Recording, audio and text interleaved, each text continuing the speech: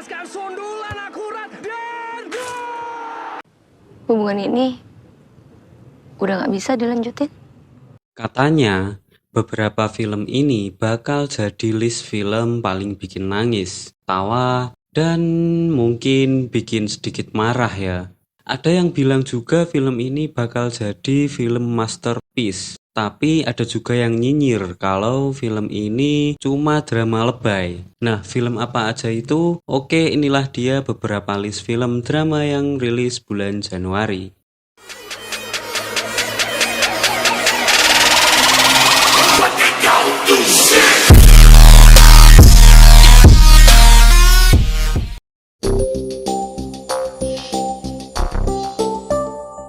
Film pertama ini judulnya aja udah bikin kita mikir.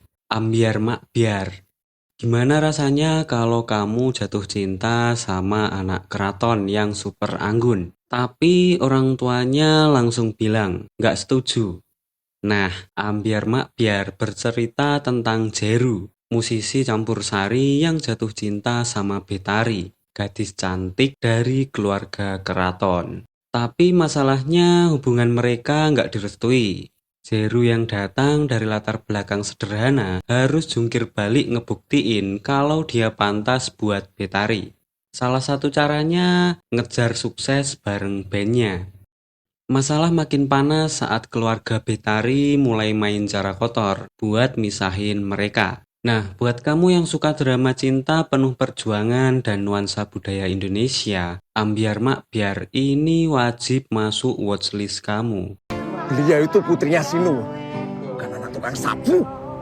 Aku harus ngomong tadi di situ. Ojo pacaran karo Betari, hubungan kalian kita terlarang.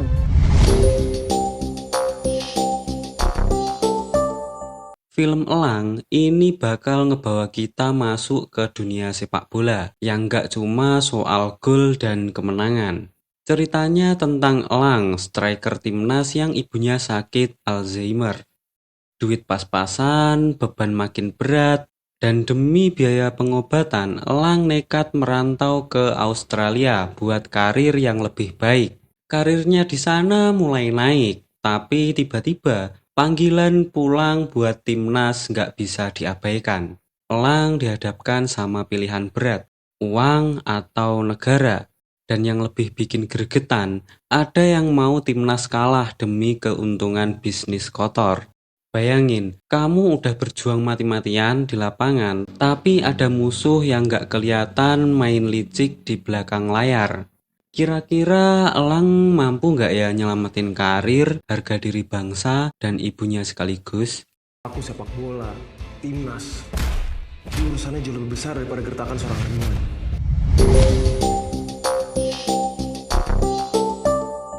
Gimana rasanya kalau suami kamu masih sayang sama mendiang istrinya? Udah nikah tapi kamu merasa kayak orang asing di rumah sendiri.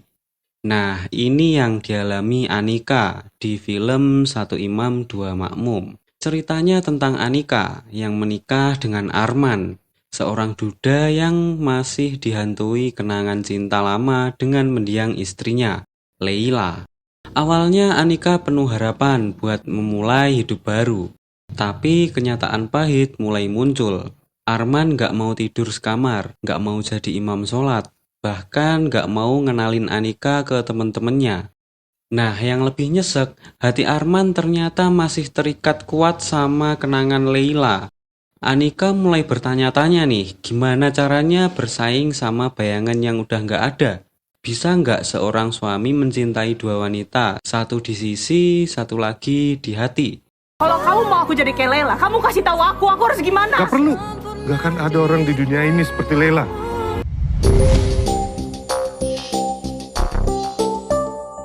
Gimana rasanya jadi single tapi harus ngurusin 7 anak sekaligus? Nah, itu yang terjadi di Satu Kakak Tujuh Ponakan. Film ini dijamin bikin ketawa, nangis, dan stres bareng. Tapi di balik kelucuan mereka, ada cerita haru tentang arti keluarga dan tanggung jawab yang gak main-main. Satu Kakak Tujuh Ponakan bercerita tentang Moko, mahasiswa arsitektur yang sebentar lagi lulus. Tapi mimpinya buat jadi arsitek mendadak hancur waktu kakak dan kakak iparnya meninggal dunia. Moko nggak cuma kehilangan keluarga, tapi juga dapet tanggung jawab yang gede. Ngurus 2 anak dan 1 ponakan. Nah, belum sempet napas lega, situasi makin rumit pas 3 ponakan lainnya datang. Dan tiba-tiba, Moko jadi ayah buat 7 anak. Kaosnya rumah mereka, dari masalah PR, tantrum, sampai drama percintaan Moko sendiri yang mulai keteteran. Dan masalah makin berat waktu karir impian Moko tiba-tiba di depan mata. Dia harus milih ninggalin anak-anak buat masa depan yang lebih baik atau tetap di sisi mereka dan ngorbanin mimpi yang udah dia bangun. Lu nanggung 7 orang, 7 ponakan. Rame sih itu.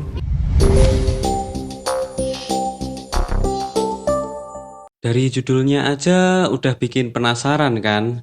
Film ini bakal ngebuktiin bahwa air mata wanita itu bukan tanda kelemahan, tapi senjata terkuat. Keajaiban air mata wanita ngasih kita cerita emosional tentang Kiki. Seorang perempuan sukses yang hidupnya berubah drastis setelah suaminya Ronald meninggal dunia. Bukannya bisa berduka dengan tenang, Kiki malah dihadapkan sama masalah yang terus datang bertubi-tubi. Dari kesulitan keuangan, kehilangan pekerjaan, sampai ancaman kehilangan hak asuh putrinya, Bunga. Kiki benar-benar diuji habis-habisan. Tapi tenang, di balik semua kesulitan ini, Kiki nggak sendirian. Ada Rahma, sahabat yang selalu siap bantu dia bangkit lagi. Nah, apakah Kiki bisa bertahan dan dapetin hidupnya kembali, atau justru harus merelakan semua yang dia cintai? Aku gak bisa bayangin sih kalau aku hidup tanpa kamu.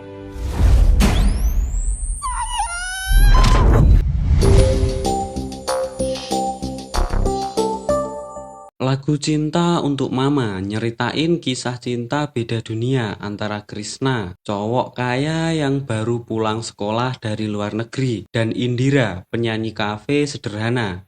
Mereka pacaran diam-diam karena ibu Krishna, Gayatri, nggak setuju hubungan ini. Masalah makin rumit pas Gayatri kirim Krishna ke Korea biar jauh dari Indira. Tapi ternyata Indira udah hamil dan milih buat mempertahankan anaknya. Meski tanpa dukungan siapapun, anak itu dikasih nama Kayla dan tumbuh jadi gadis yang sayang banget sama ibunya. Indira harus kerja keras buat ngebesarin Kayla sambil terus menghadapi tekanan dari keluarga Krishna. Pertanyaannya, apakah cinta seorang ibu bisa menembus tembok perbedaan dan menyatukan keluarga yang sempat terpisah? Saya bisa bayangkan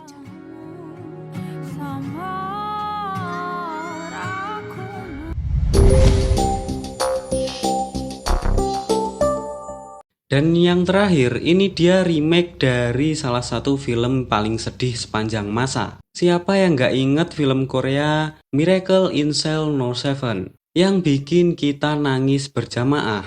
Nah, kali ini versi Indonesianya siap bikin kita banjir air mata lagi. Kisah tentang ayah dan anak yang dipisahkan oleh sistem hukum yang gak adil, tapi dipertemukan oleh cinta yang gak terbatas. Ceritanya, film ini mengangkat kisah tentang seorang ayah dengan keterbatasan mental yang dituduh melakukan kejahatan yang gak pernah dia lakuin.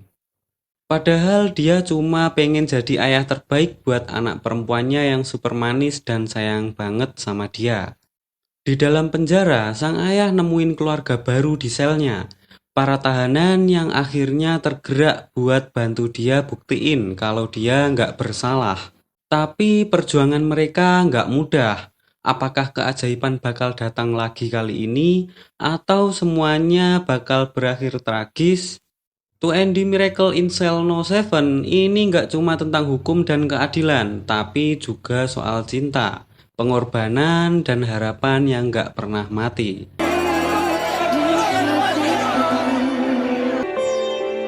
Bapak, Ibu, jangan tinggalin Dika.